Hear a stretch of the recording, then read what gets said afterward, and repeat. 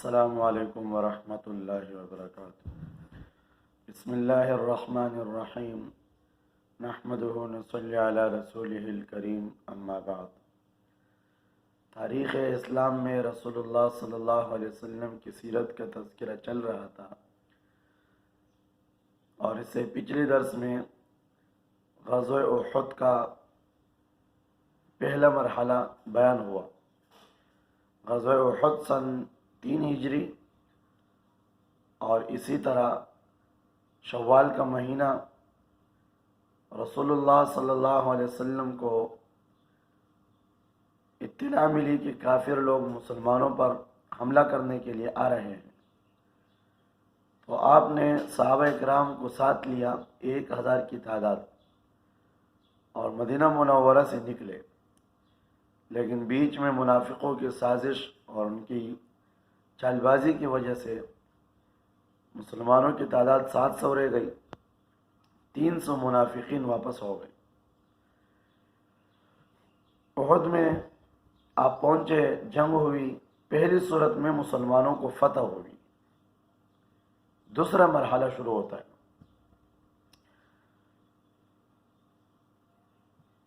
پہلی صورت میں جب مسلمانوں نے کافروں پہ زوردار حملے کیے تو کافر بھاگنے لگے، اپنا مال چھوڑنے لگے، تو ظاہری طور پہ فتح ہو گئی۔ تو جو 50 آدمی حضور صلی اللہ علیہ وسلم نے جبل الرومات پر مقرر کیے تھے کہ آپ لوگ اس وقت تک نیچے نہ آئے جب تک نیچے ہماری طرف سے کوئی آپ کو حکم نہ ہو جائے، اس کے بغیر آپ لوگوں کو نہیں آنا۔ تو انہوں نے جب یہ حالت دیکھی کہ بھئی مسلمانوں کو تو فتح ہو گئی ہے، اب آپس میں انہیں اختلاف کرنے لگے۔ بعض نے کہا کہ نیچے جانا چاہیے کیونکہ یہیں تک حضور کا حکم تھا، اور بعض امیر نے کہا کہ نہیں، کسی صورت میں بھی ہم نیچے نہیں جا سکتے، اس لیے کہ حضور صلی اللہ علیہ وسلم نے ہمیں منع فرمایا ہے کہ جب تک ہم تمہیں خود نہ کہیں تم نیچے نہیں آنا، چاہے ہمیں شکست ہو جائے یا ہمیں فتح ہو جائے۔ بہرحال 50 آدمیوں میں سے 40 آدمی نیچے اترے، امیر اور جو اس کے ساتھ 9 آدمی اور رہ گئے، 10 آدمی رہ گئے۔ کافر تو بھاگ رہے تھے، مسلمان مالی غنیمت میں لگے تھے، ان کے پیچھے تھے۔ کافروں کا ایک دستہ تھا میمنہ، اس کی جو قیادت تھی وہ خالد بن الولید کے ہاتھ میں تھی۔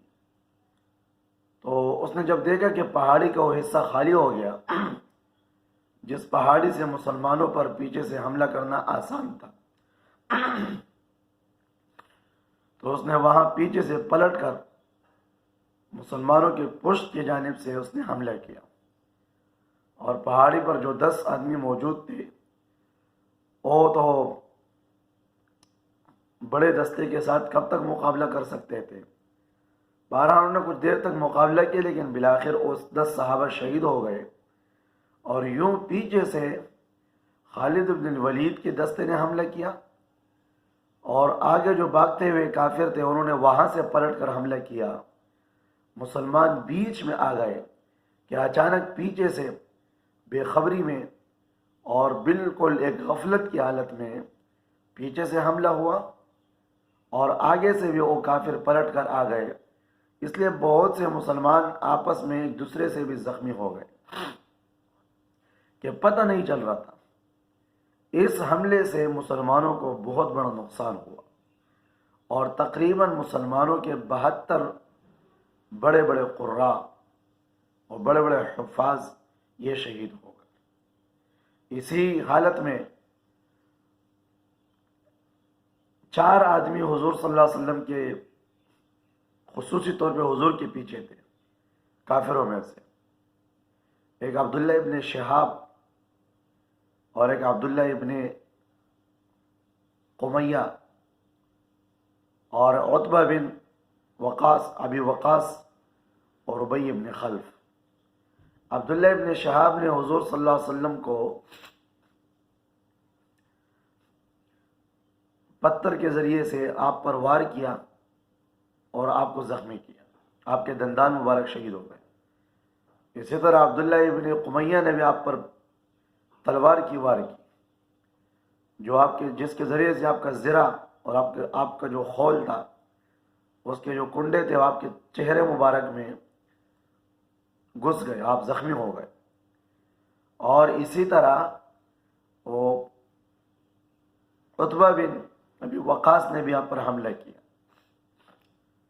اور امیہ بن خلف حضور کے پیچھے تھا، تو جب حضور صلی اللہ علیہ وسلم نے دیکھا کہ امیہ آگے آ رہا ہے تو آپ نے فرمایا کہ ان کو آگے آنے دو۔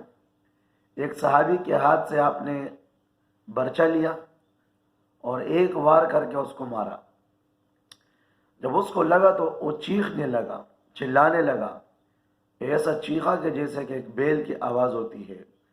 لوگوں نے اس کو لعن طعن کیا کہ تم اتنی معمولی سی بات سے، اتنی چھوٹی سی خراش سے اتنے چیختے ہو۔ اس نے قسم کہا کہ لات اور عزا کی قسم، اگر میری اس تکلیف کو سارے حجاز والوں پر تقسیم کر دیا جائے یا مکے والوں پر تقسیم کر دیا جائے تو سب اس تکلیف سے مر جائیں گے۔ مجھے محمد صلی اللہ علیہ وسلم نے کہا تھا کہ میں ہی تمہیں ماروں گا، اگر اس وقت مجھ پر تھوک بھی دیتا میں مر جاتا۔ تو یہ عام مار نہیں ہے، وہ چیختا چلاتا بھاگتا رہا اور صرف کے مقام پر جا کر وہ مردار ہوا اور مرا۔ اچھا، معرکہ بہت تیز ہوا، بیچ میں ایک افواہ پھیلی، ایک افواہ۔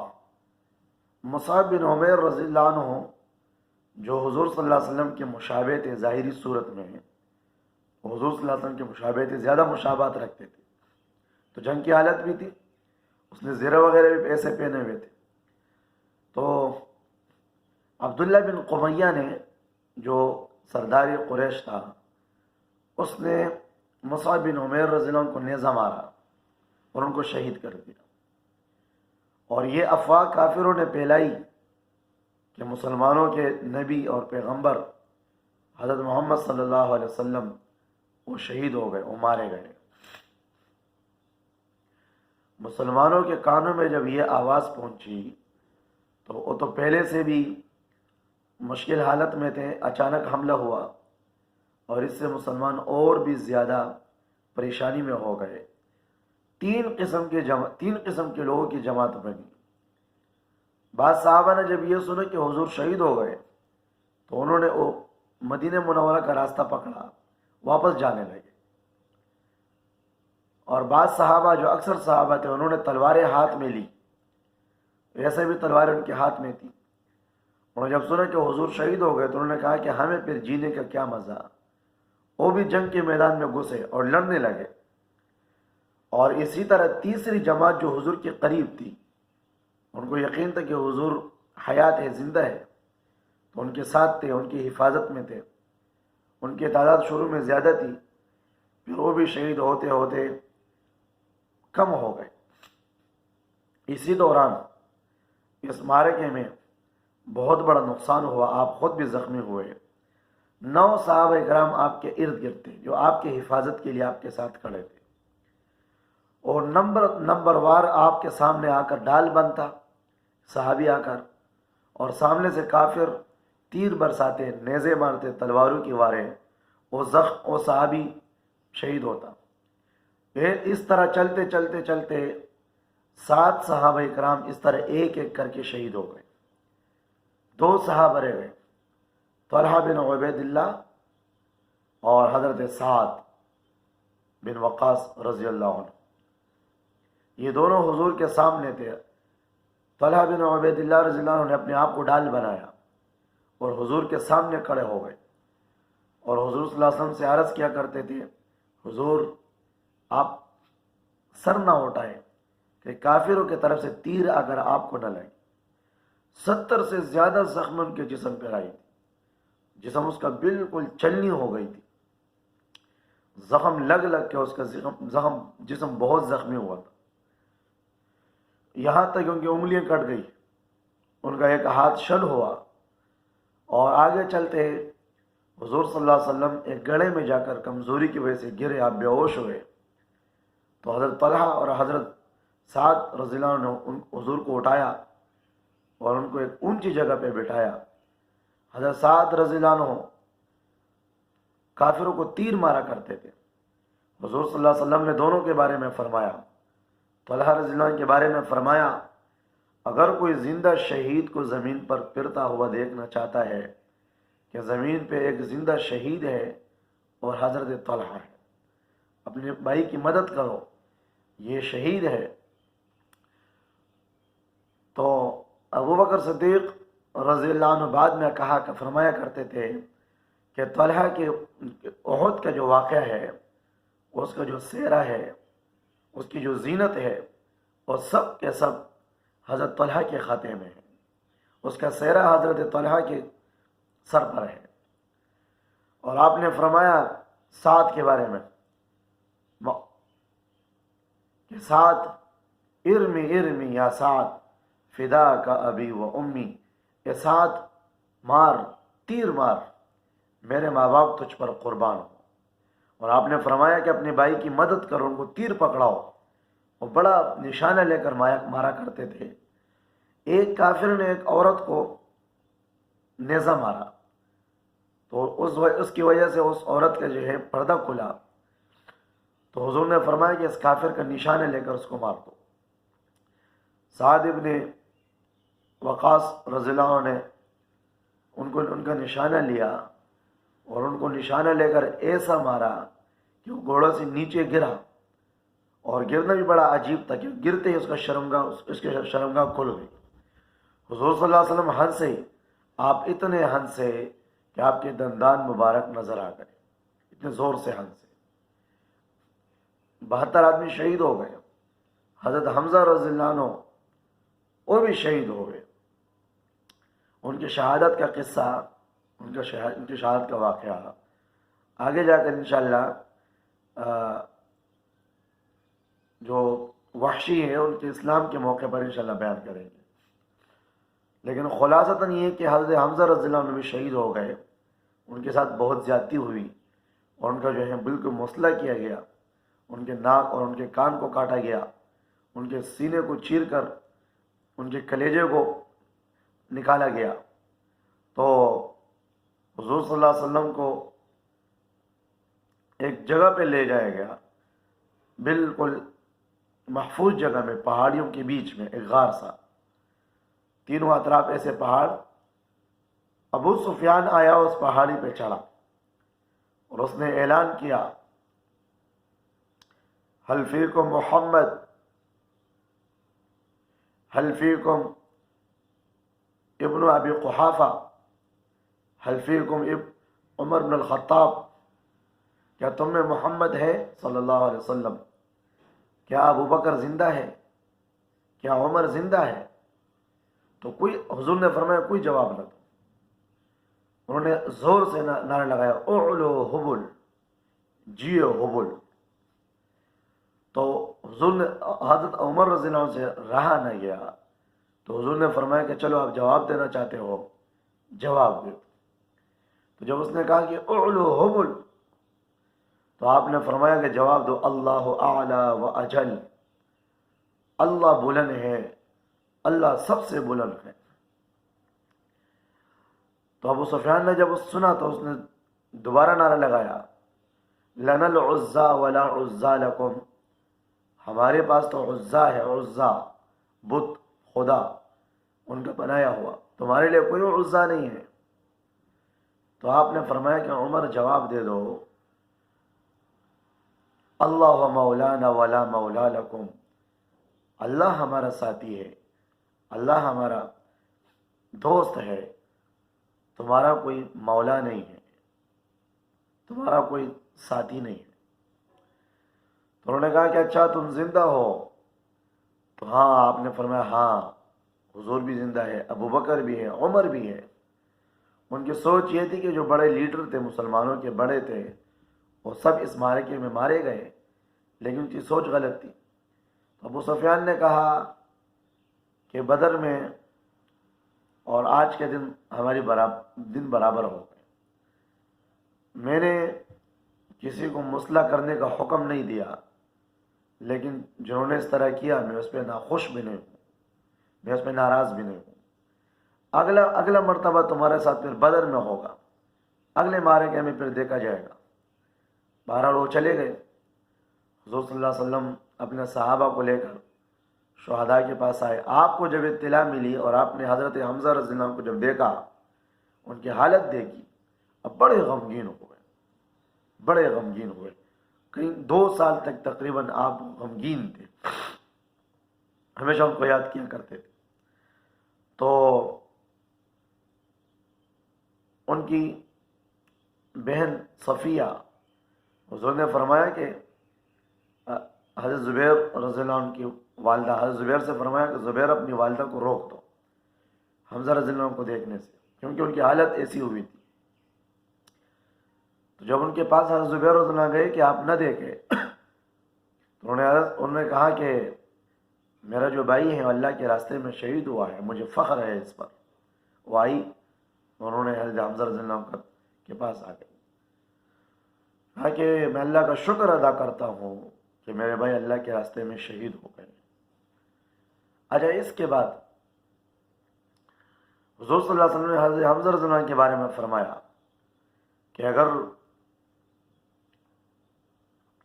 میری خواہش یہ ہے کہ میں اس کو یہیں پہ چھوڑتا اور اس کو نہ دفناتا، اگر اس کی بہن کا خیال مجھے نہ ہوتا، میں اس کو حضرت حمزہ کو نہ دفناتا، یہیں پہ کھلے میدان پہ چھوڑتا، پرندے آ کر اس کے لاش کو نوچ لیتے، اور قیامت کے دن جب اللہ اس کو بلاتے تو یہ پرندوں کے پیٹوں سے، ان کے پیٹوں سے نکلتا اور وہاں سے آتا اور اللہ کے بارگاہ میں حاضر ہوتا کہ لیکن مجھے اس کی بہن کی فکر ہے، اس لیے میں اس کی دفنانے کا حکم کرتا ہوں۔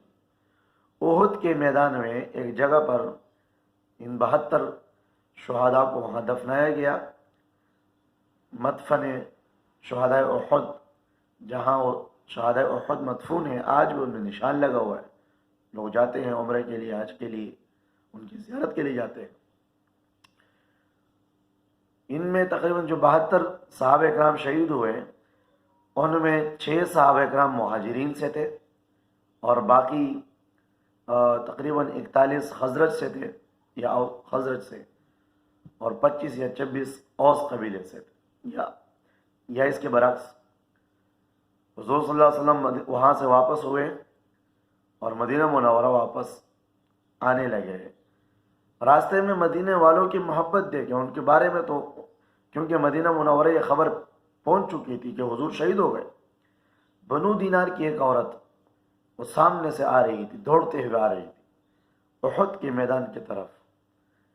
تو راستے میں کچھ صحابہ ملے، تو انہوں نے ان سے کہا کہ تمہیں خبر ہے تمہارے شوہر بھی اس لڑائی میں شہید ہو گئے، غالباً عامر ابن جموح۔ تو انہوں نے کہا کہ انا للہ و انا الیہ راجعون۔ پھر آگے بتایا گیا تمہارا بیٹا بھی شہید ہوا ہے، تمہارا ایک بھائی بھی شہید ہوا ہے، اور ایک روایت میں ہے کہ ان کے والد کا بھی کہا ہے تمہارے والد بھی شہید ہوئے۔ یہ ہر دفعہ یہ بات سن کر غم کا، یہ اپنے رشتہ دار اور کی شہادت کا سن کر انا للہ و انا الیہ راجعون پڑھ کر آگے جاتی، اور یہی پوچھتے کہ مجھے حضور کی حالت کی بتاؤ کہ حضور کی حالت کیسی ہے۔ جب آگے جا کر حضور کا سامنا ہوا اور حضور پر نظر پڑی تو اس نے ایک زور سے کہا یا رسول اللہ، آپ کو دیکھنے کے بعد میرے سارے غم ہلکے ہو گئے۔ یہ تھے حضور کے ساتھ صحابہ اکرام کی محبت۔ ان کے اتنے بے چین، اپنے گھر کے 4 یا 3 جنازے اور 3 شہداء، ان پر اتنا غم نہیں جتنا حضور کے بارے میں جھوٹی افواہ کے بارے میں کہ حضور شہید ہو گئے۔ اچھا، چلتے چلتے سعد ابن معاذ رضی اللہ عنہ کی والدہ بوڑھی ماں راستے میں، چونکہ ان کے ایک بیٹا شہید ہوا تھا، تو حضور وہ راستے میں کھڑی تھی۔ تو حضور صلی اللہ علیہ وسلم نے فرمایا کہ تمہیں خوشخبری ہو۔ انہوں نے حضور کا پوچھا، حضور نے فرمایا میں ٹھیک ہوں۔ خوش ہوئے کہ یا رسول اللہ آپ ٹھیک ہیں، ہمیں کوئی پرواہ نہیں ہے۔ آپ نے فرمایا کہ تمام شہداء اور آپ کا بیٹا بھی اس وقت جنت میں ہے، اور انہوں نے اللہ کی بارگاہ میں اپنے رشتہ داروں کے لیے سفارش بھی کی ہے، سب خوش ہوئے، سب جو ہیں سب شکریہ ادا کیا کہ حضور صلی اللہ علیہ وسلم صحیح سلامت مدینہ منورہ واپس لوٹ آئے۔ اب یہاں مسلمان آئے پہنچے۔ اچھا، مدینہ منورہ پہنچنے سے پہلے مسجد فسح وہاں مقام فسح میں آپ روکے، وہاں پر مسجد بنی، آج بھی ایک مسجد ہے وہاں، مسجد فسح۔ وہاں جو زخمی تھے ان کی دوا کی گئی، ان پہ پٹیاں لگائی گئی، اور حضور صلی اللہ علیہ وسلم کا آپ کو جو زخم لگے تھے، آپ کے زخم کو بھی داغا تو نہیں گیا، وہاں چٹائی کو جلایا گیا اور پھر اس زخم پہ رکھا گیا۔ اچھا، یہاں تک بات ہو گئی احد کے مقام سے واپسی کی۔ اب یہاں ایک اور معرکہ پیش آتا ہے، چونکہ بات لمبی ہو جائے گی اس لیے میں اس وقت بیان نہیں کرتا ہوں۔ 2 باتیں انشاءاللہ اگلے درس میں بیان کریں گے، بلکہ 3 باتیں۔ ایک غزوہ حمراء الاسد، اور ایک غزوہ احد کا نتیجہ، اور سن 3 ہجری کے احکامات۔ کچھ احکامات سن 3 ہجری میں نازل ہوئے، کچھ چیزیں فرض ہوئی ہیں، کچھ چیزیں حرام ہوئی ہیں، کچھ نکاحیں ہوئی ہیں۔ تو 3 باتیں انشاءاللہ اس سن 3 ہجری کی آخری 3 باتیں اگلے درس میں انشاءاللہ بیان کریں گے۔ اللہ تعالی ہمیں عمل کرنے کی توفیق عطا فرمائے۔ اس چینل کو اگر جو لوگ سنتے ہیں اس چینل کو سبسکرائب نہیں کیا ہے، اس کو سبسکرائب کریں، کیونکہ ہمارے ہر درس کو سننے کے لیے آپ کو سبسکرائب کرنا ضروری ہے، تاکہ آپ کو ترتیب وار تمام درس پہنچیں۔ اللہ تعالیٰ عمل کی توفیق عطا فرمائے۔ وآخر دعوانا الحمدللہ رب العالمین۔